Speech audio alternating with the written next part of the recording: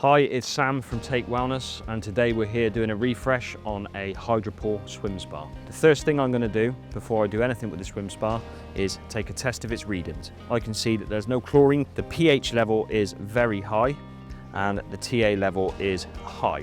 Even though we're getting rid of the water, the reason I'm testing it is I want to see the chemical balance in the water. I want to make sure that all the levels are balanced, and that gives a way of how the spa is being chemically dosed and treated. We are going to dump the water, so we'll balance the chemicals when there's new water in the pool. We're going to set our pump up with our wide bore hose, and we're going to get our pump into the body of the pool, and then we are going to take that water out.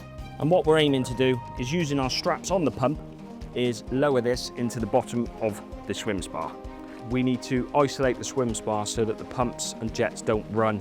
All I'm doing here is just wiping down all the marks on the top of our lovely white swim spa.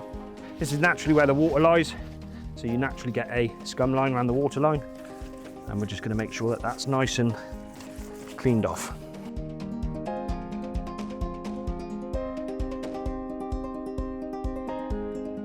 So we're going to take our filter top basket out. We're going to take our skimmer out, which is attached to the brominator chamber. And we're going to remove the filter. With that filter removed, we are going to clean this filter. The customer does have a spare one, so we can put the spare one in ready for when we are filling. It's just giving this a real good wipe down, as well as inside the filter chamber, giving that a good clean out, making sure there's no scum line around the top of it. So we're going to fill the swim spa up now, remembering to always fill up through the filter chamber to avoid any airlocks or anything on the system. And all we're going to do is pop that in the filter chamber, and we're just going to leave that to fill. There you go, that's a swim spa refresh. Get in touch, any questions.